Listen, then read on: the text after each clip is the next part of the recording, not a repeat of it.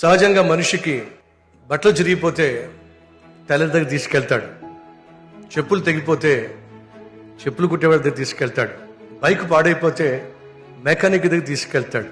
ఇది మనందరికీ తెలిసిందే. కానీ ఈరోజు మనిషికున్న సమస్య ఏమిటంటే మనిషే పాడైపోయాడు. మనిషి పాడైపోయాడు, ఆ మనిషి మనసు పాడైపోయింది. ఇప్పుడు మనిషి బాగుపడాలంటే ఎవరి దగ్గరికి వెళ్తే మనిషి బాగుపడతాడు?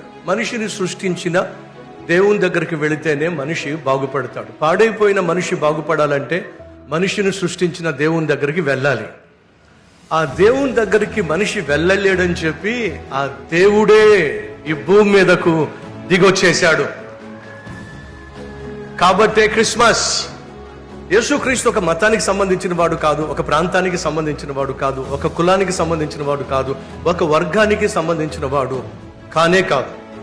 యేసుక్రీస్తు లోకరక్షకుడని, నశించిపోతున్న మనిషిని రక్షించటానికి ఈ భూమి మీదకు వచ్చాడు. కాబట్టే ప్రపంచంలో మీరు ఏ దేశానికి వెళ్ళినా ఈ సమయంలో క్రిస్మస్ పండుగ సెలబ్రేట్ చేసుకుంటున్న ప్రధాన కారణం ఏమిటంటే ఈ ప్రభు అయిన యేసుక్రీస్తు అందరివాడు, అందరికీ ప్రభువు. కాబట్టే ప్రపంచము సెలబ్రేట్ చేసుకుంటూ ఉంది. మన ప్రియతమ ముఖ్యమంత్రి రేవంత్ రెడ్డి గారు,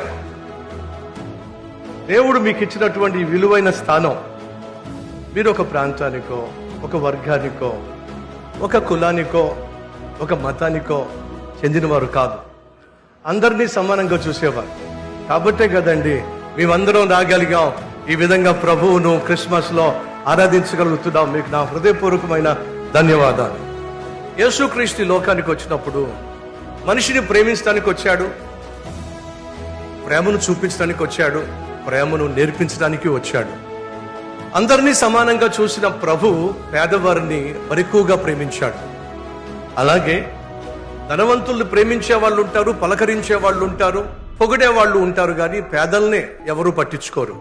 కాబట్టి ప్రభు అయిన యేసుక్రీస్తు ప్రధానంగా పేదలను పట్టించుకున్నాడు, పేదలను ప్రేమించాడు, పేదలను పలకరించాడు. అలాగే ఈ రాష్ట్రాన్ని నడిపించడానికి దేవుడు మీకు ఇచ్చిన ఈ భాగ్యంలో పేదవారిని పట్టించుకోమని, బలహీన బలుగు వర్గాల పట్ల ప్రత్యేకమైన శ్రద్ధ మీరు చూపిస్తున్నందుకు మా ధన్యవాదాలు తెలియచేస్తున్నాను. ఈ రీల్ లైక్ చేయండి, అనేక మందికి షేర్ చేయండి.